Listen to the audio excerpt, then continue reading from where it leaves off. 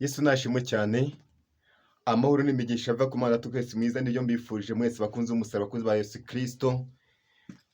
Turashima Imana ikomeje kubana twe, ikomeje guturinda. Imana yabanye natwe mu bihe bigoranye twagiye ducamo, no kuba turiho n'ubuntu bw'Imana, imbaraga z'Imana. Imana yarakurinze, Imana ishimwe cyane.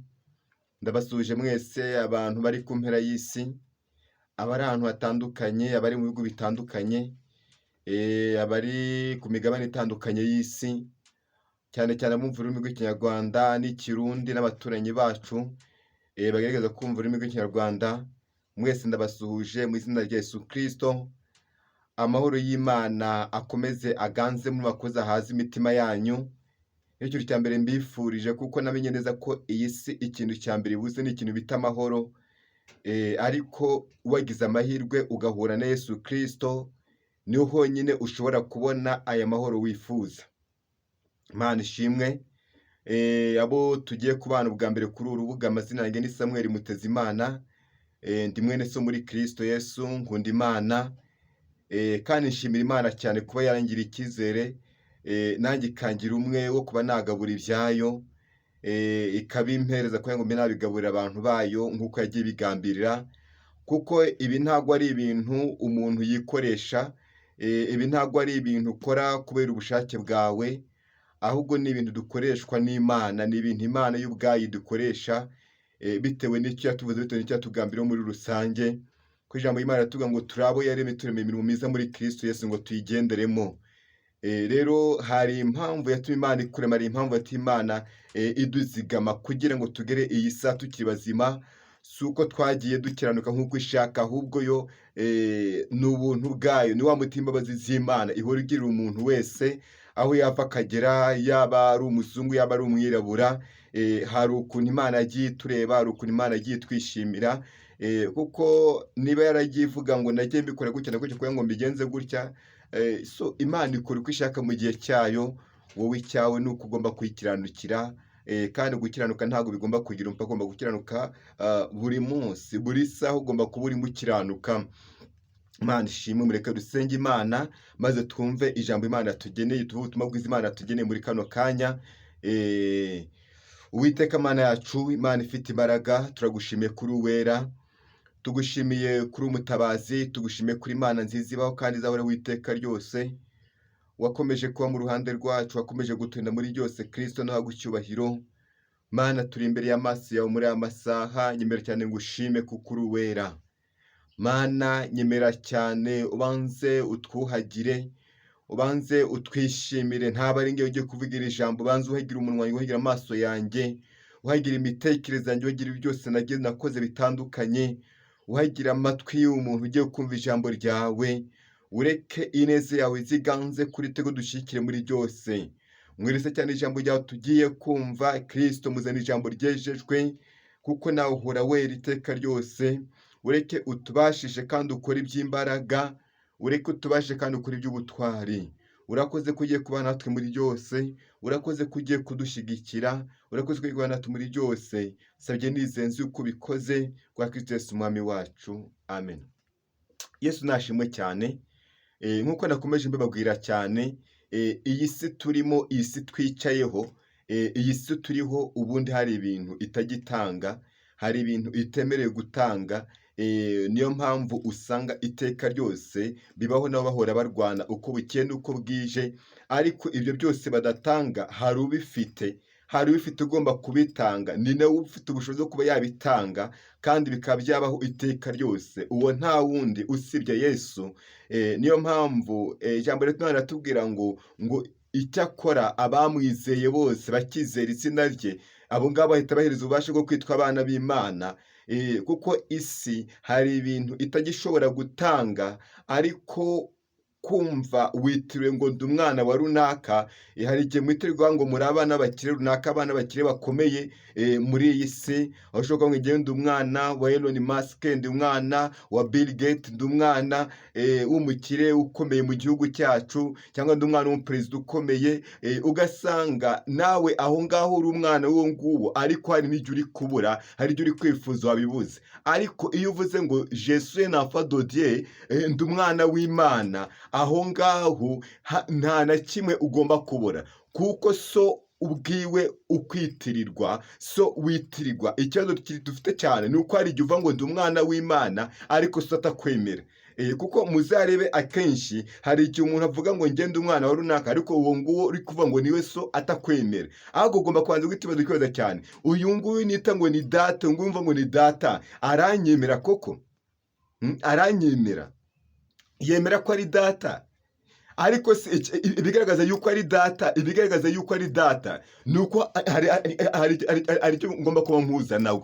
So kuvuga ngo rero ngo ndi umwana w'Imana, ugomba kuhita umenya neza, ugahita uyibaza cyane, ubundi umwana w'Imana agomba kwitwara gute? Ubundi umwana w'Imana ameze ati? Muri make, igihe cyose uzisanga urimo urakora ibintu bitandukanye n'iby'Imana ishaka, uzamenye neza yuko ntabwo uri umwana w'Imana. Uzaba uri umwana w'Imana mu gihe cyose uzaba ukora iby'Imana ishaka, kuko ijambo ry'Imana ratubwira ngo hariya mu Bafilipi 2:5 amagambo atubwira ngo nimugire wa mutima nk'uri muri Kristo Yesu. Bisobanura ngo icya mbere cyo, uyu mutima nk'uri muri Kristo Yesu iyo ufite, niho witwa yuko uri umwana w'Imana. Ariko igihe cyose uzasanga udafite uyu mutima nk'uri muri Kristo Yesu, uzamenyereza yuko ntabwo uri umwana w'Imana. So ushobora kuba uri umuturage w'Imana, uri umuntu w'Imana, ariko ntabwo uri umwana w'Imana. Rero hari icyo bita itandukanyirizo rigaragaza, ryerekana umwana w'Imana utari umwana w'Imana. So nta handi hantu uzigera umumenyera, uzamenyera ku mbuto ziwe n'ubundi ari kwera. Niyo mpamvu akenshi abantu benshi bibeshye ku bantu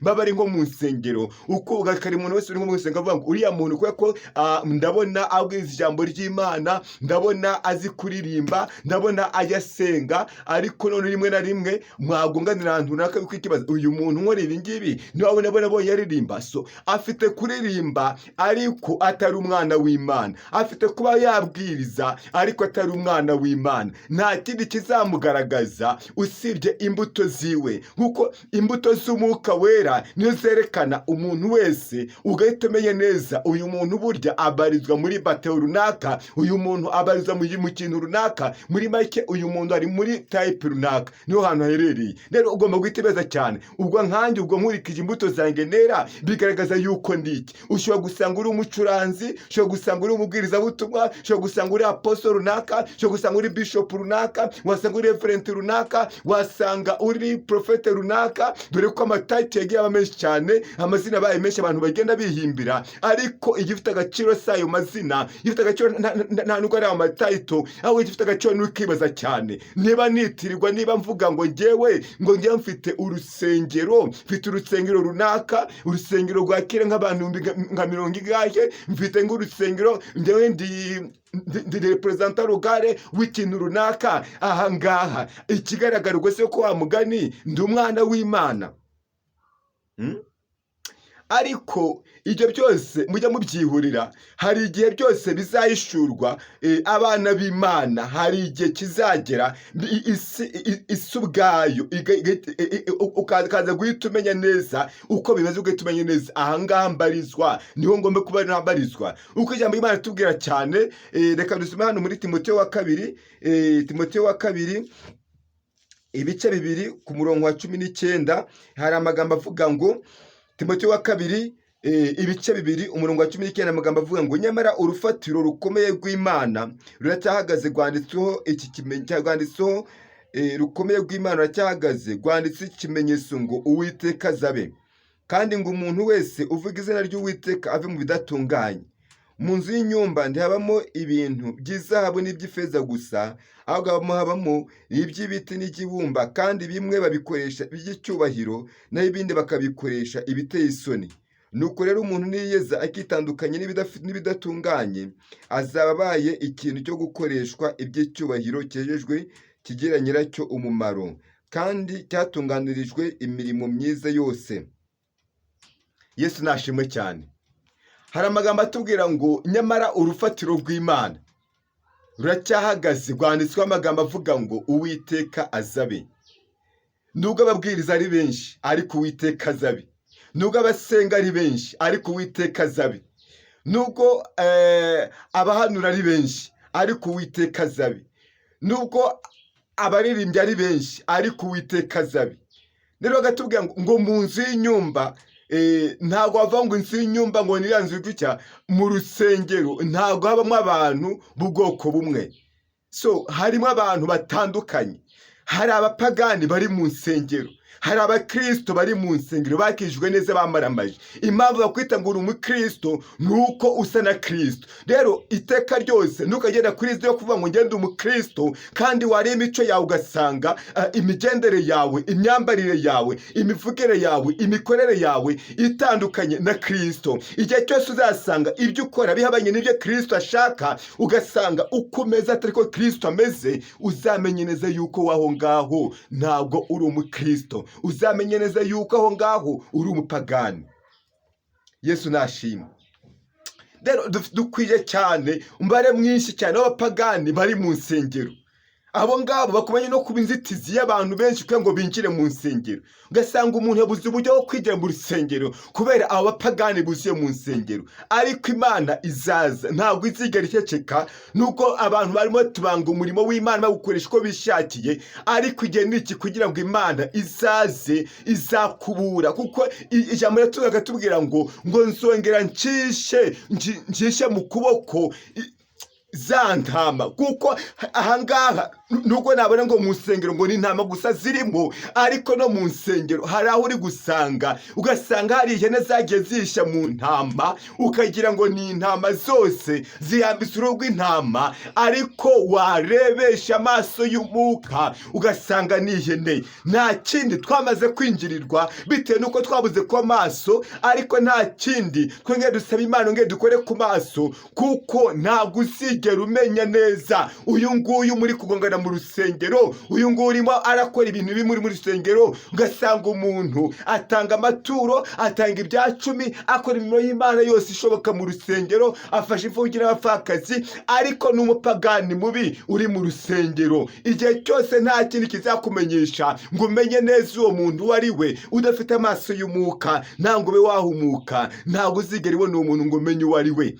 Niyo mpamvu isanga usaba ngo saba Imana yere ikore ku maso, ngeye gukangure umenye neza aho wicaye. Utisanga wicaye ku rwobo, utisanga wicaye mu byago, ugira ngo wicaye ahantu hazima kandi aho wicaye hari ikibazo. Yesu nashimwe cyane. Ijambo riratubwiye ngo nyamara urufatiro rw'Imana ruracyahagaze, rwanditsweho amagambo avuga ngo Uwiteka azabe. Ngo umuntu wese wifuza kuvuga izina ry'Uwiteka ngo nabanze yitandukanye n'ibidafite umumaro, nabanze yikureho imyanda yose n'imikoshi, nabanze yikureho ikintu cyose kibi cyamwanduza. Nkuko nawe uri mu isi wanga icyo bita umwanda, ni nako n'Imana yacu ubwayo nayo yanga umwanda. Imana ikeneye yuko umuntu wese ugomba kuvuga ngo yitirwa izina ryayo agomba kubanza kwitandukanya n'ikintu cyose kibi, akumva cyose kimuvuyemo, akuvuga ngo si njyewe uriho ahubwo ni Kristo uri hagati muri njyewe, kuko ibyo nkora n'ibyo mvuga byose bikoreshwa na Kristo uri hagati muri njye. Imana ishimwe cyane. Yesu nashimwe. Yesu nashimwe. Haleluya. Igihe niki kugira ngo umuntu wese aho yava akagera yongere yisuzume cyane, yongere arebe imbuto ari kwera, yibaza cyane izi mbuto ndi kwera zigaragaza umugenzi ujya mu ijuru. Ushobora gusanga warabwirije ibiterane byinshi bishoboka, abantu bose bagakizwa, abantu bose bakavuga ngo uriya ni umuntu w'Imana, ariko Imana itakuzi. Yesu nashimwe. Wakongera cyane ukisuzuma ko wasanga umaze imyaka 40 ingahe ubwiriza, ugasanga umaze imyaka 40 ingahe uri umushumba w'itorero, ugasanga umaze imyaka 40 ingahe wowe uvuga ngo rasenga, ngo ndi umukristo runaka mbarizwa ahantu runaka. Dore ko amadini mwagiye muyigera cyane ibintu by'ubwitwazo bidasanzwe, ariko idini ry'ukuri Kristo yavuze idini ry'urukundo rifasha imfubyi n'abapfakazi mu mibabaro yabo. Niyo Kristo yavuze. Niyo mpamvu isanga ubwira ngo niba utabanje kwishakamo ikintu bita imbaraga z'umwuka, nawe uzisanga hari ahantu wageze. Kandi niba utuzuye umwuka wera nta hantu uzagera. Niyo mpamvu Imana tugatubwira ngo umuntu wese utizera ntabwo anezeza Imana. Ntabwo wakwizera utabanje kuzuza imbaraga z'umwuka wera. Banze ushaka imbaraga z'umwuka wera, nizo zongera zizagushoboza no kuba wagera mu ijuru. Imana ishimwe. Imana ishimwe cyane. Haleluya. Yesu nashimwe. Ngo nyamara urufatiro rw'Imana rukomeye ruracyahagaze. Rwanditsweho aya magambo avuga ngo Uwiteka azabe. None umuntu wese ushaka kuvuga icyo bita izina ry'Uwiteka, nabanze yitandukanye n'ibidafite umumaro, nabanze yikureho ibidafite umumaro, nabanze yikureho ibintu byose bibi byose bishoboka. Yesu nashimwe. Ibintu byose bishoboka abanza bikureho, abanza avuge si njyewe uriho, ahubwo ni Kristo uri hagati muri njyewe. Ibyo nkora, ibyo mvuga, uko ngenda, mbibashishwa byose na Kristo uri hagati muri njyewe. Imana nishimwe. Haleluya. Ije niki kugira ngo mufate umwanzuro? Ije niki kugira ngo wemerere Imana yongere kuyobore? Ije niki kugira ngo wongere wisuzume cyane, wongere cyane wibaze cyane, koko Uwiteka aranzi? Nubwo nimbeshe nkavuga ngo ndi umwanuzi, Uwiteka aranzi. Amanyanga nirigwa nkora hariya, koko yo bwayo yatuma nitirwa umwana w'Imana.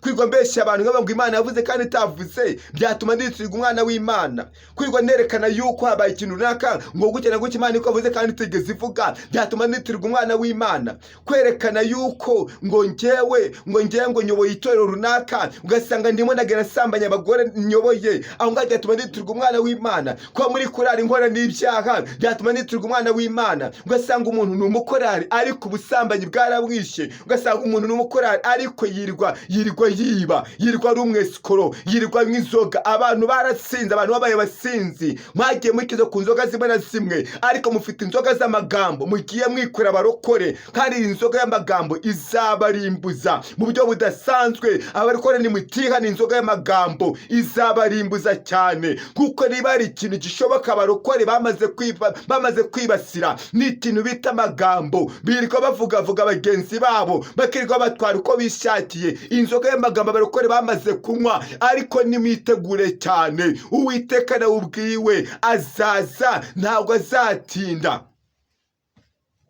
Hari icyo bita umujinya w'Uwiteka uri gutegurwa kuri mwebwe abarokore mwagiye mwihereza kwirirwa mukora ibyaha kandi mubikora umurimo. Ugasanga umuntu ni umuntu runaka uri umurimo w'Imana, ariko yirirwa akora mu ibyaha.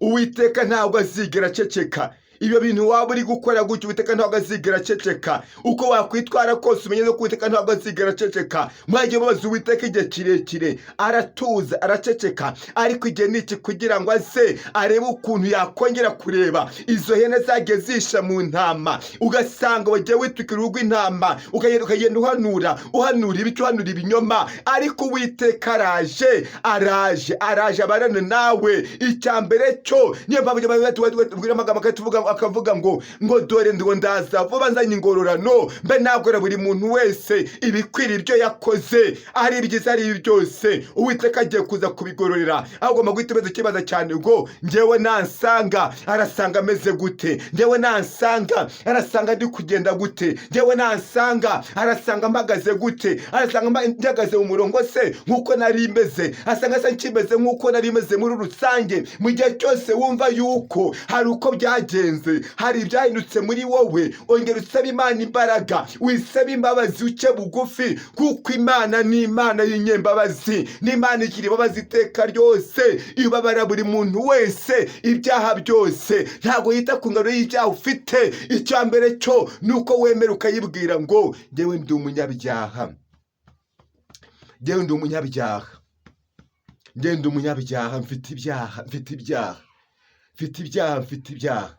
Icya mbere cyo yaje mube abe ntabwo bigeze amumenya, ariko wowe wamaze kugira ukagira amahirwe ukamwemera, yasigwe icyo bitubashe bwo kwitwa umwana wayo.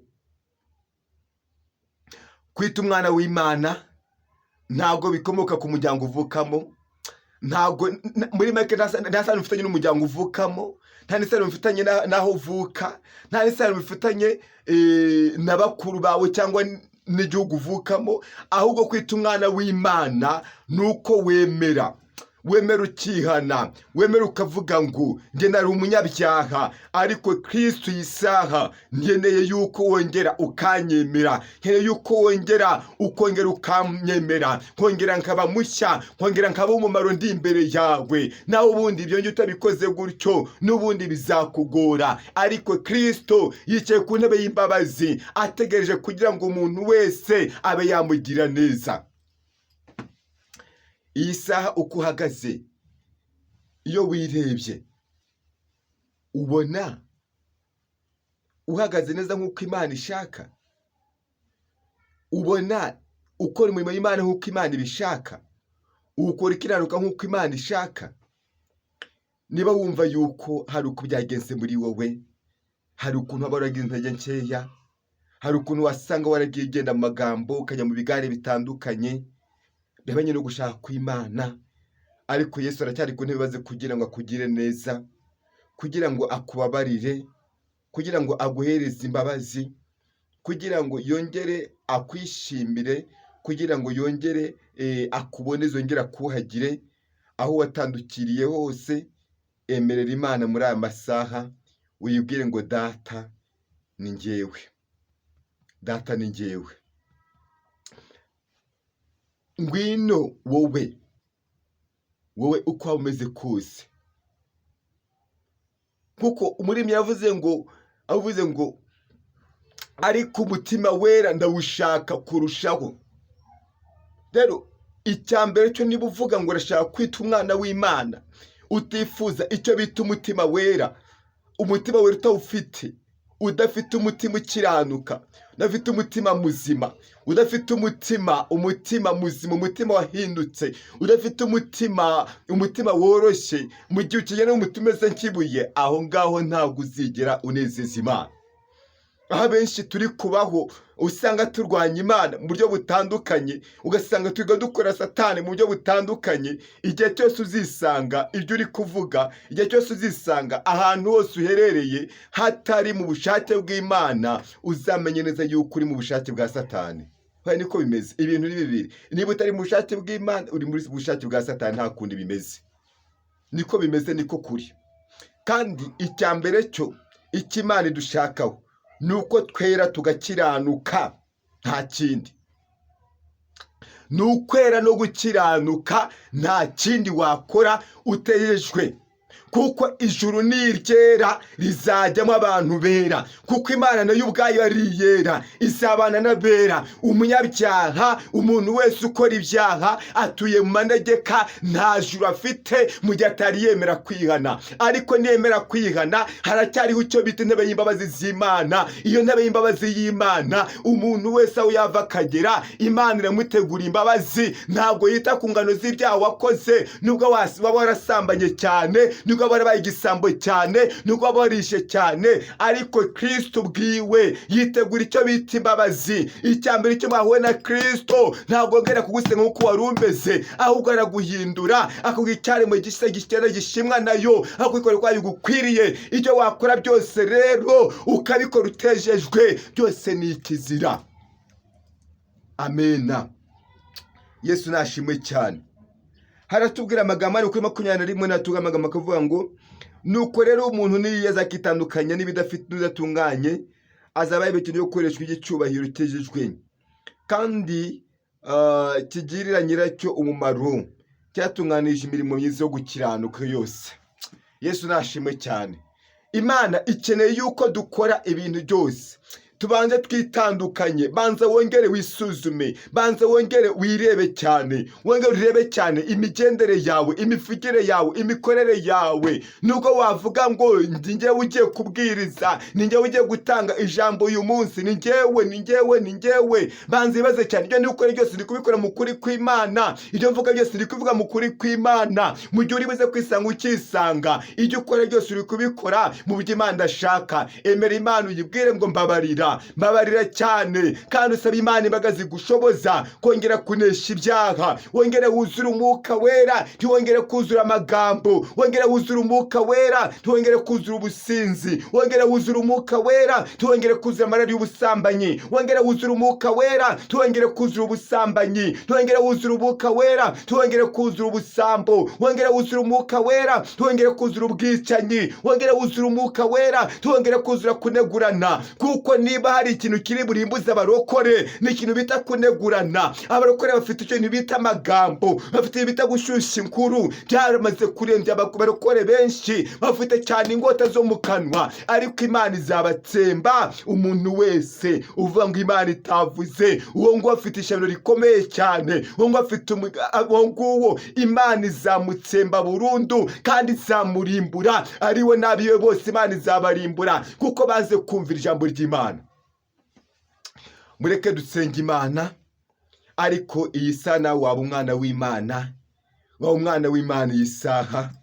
Yesu aracyari ku ntebe y'imbabazi kugira ngo nawe akugire neza, kugira ngo nawe akwite kuri umwana we.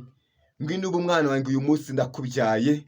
Yesu iyi saha aragukeneye, Yesu iyi saha arakwifuje. Ndiwite cyane kugiye waba umaze ugenda mu buryo butandukanye, yaba umaze ugenda wabuze uko ubigenza. Yesu niwe gisubizo, Yesu niwe soko y'ibintu byose. Yesu niwe ufite urufunguzo rw'ibizaba ku buzima bwawe. We mwikomeze, we nta na kimwe uzigera ukena. We mwikomezeho kandi umwisunge, kuko ntago ajya abura uko atabara biwe, ntago ajya abura uko arengera biwe. Icyawe igikenewe ni ukumwemerera, ukamubwira ngo uri umwami wanjye, uri my king, uri byose kuri njyewe. Nawe icyambere cyo akunda icyo bita icyubahiro cyiwe, kandi iyo umwubashye nawe arakubahisha. Niyo mpamvu ijambo Imana rigatubwira ngo uce umuntu wese uca bugufi azabona ibintu bigera muri bitatu: icyubahiro, ubugingo n'ubukire. Bisobanura ngo rero iyo waciye bugufi ukemera Imana ikashyirwa hejuru ku bwawe, ugaca bugufi ahantu hose, Imana ikubahwa, Imana igashyirwa hejuru. Hari ibyo ubona bivuye yuko wagiye ubaha Imana mu buryo butandukanye, kandi Yesu yiteguye kugira neza. We mwikomezeho gusa, ntumureke, ntumuhane. Nawe nta nubwo azigera guhana, ahubwo aguhetse ku mugongo we iteka ryose. Imana ishimwe. Mureke dusenge Imana. Ariko wowe nawe wagira umugisha imbere y'Imana. Isaha ko tugiye kubana muri amateraniro, wihangane usaba Imana imbaraga zigushoboza kunesha icyaha, kandi uyibwize ukuri kwawe kose. Wakumva yuko hari umuntu ufasha ukeneye mu buryo butandukanye, watwandikira kuri meto twashyize hariya hepfo y'ikiganiro. Imana izajya igufasha kandi Imana izakurengera. Ndabizi neza ntabwo bizabura kuba yakurengera mu minsi imeze nk'ingiyi, kandi Imana izagutabara. Uri Imana nziza, uri Imana ifite imbaraga. Mana, twize ijambo ryawe ritubwira ngo nyamara urufatiro rwawe rukomeye ruracyahagaze, kandi rwanditseho amagambo avuga ngo Uwiteka azabe. Mana ishimwe cyane. Ni ukuri turifuza kuba twakwitirwa abana bawe, ariko iby'isi bigatugora cyane. Twemere cyane isano y'umuntu tutwambika imbaraga. Mana utubabarire aho twagiye tugenda hose, aho twagiye dukora ibyo ushaka, aho utavuze ibyo ushaka, aho twagiye dutandukira hose mu buryo butandukanye. Ude kwezwa nawe, ude kwishimirwa nawe. Twongere tube bikoreshwa nawe by'umumaro, mu izina rya Yesu. Twe kumera rwose Mana kajya bindi byora imyanda, ahubwo tuboneke turi abantu b'umumaro bari imbere yawe, mu izina rya Yesu. Sengeye iyi mitima ndayisengeye wihereze kwengezi mwiza gukiranuka baboneke imbere bakiranutse ari ibyo bavuga byose ari ibyo bakora ari uko bagende bakiranutse mu izina rya Yesu wera wa Isirayeli we kora iby'imbaraga mana uganze utegeke abwene rwose Kristo muzima abantu baziboneka mu murimo wawe imbaraga z'amasengesho neza y'Imana iganze urakoze ko ari ibyo ukoze urakoze kudushyigikiye urakoze yuko hatanze imitima imeze nk'uko ushaka mu izina rya Yesu banatwe muri byose fasha dukomeze abantu bakomereze mu buntu bwawe ubege kwikiranuka bakoma rwose bakiranuka muri byose mu izina rya Yesu urakoze byose kubikoze kandi kubikoreye kuyubahisha sagenize nzi kubikoze wa Kristo Yesu umwami wacu amen. Shalom shalom amahoro y'Imana akomeza ganze muri mwebwe ufite igitekerezo cyangwa ukeneye amasengesho bwite watondekera kuri nimero twashyize hariya akamenyetso ko guteranya 250 2 7 8 8 2 7 2 8 ni 0788227180 Imana ibahe umugisha turi kumwe. Shalom shalom turi kumwe no kumeza bahire kandi kumeza azi kwifuza kwanyu uko muyishaka kose abari kumuyibona kandi mufite imitima ikiranuka imeze nk'uko Imana ishaka n'uko Imana yifuza mu ruhande rwanyu kandi icyo nizera cyo n'uko Imana izabagira neza kandi izabaha n'ijuru kurusha ibindi byose. Shalom shalom turi kumwe.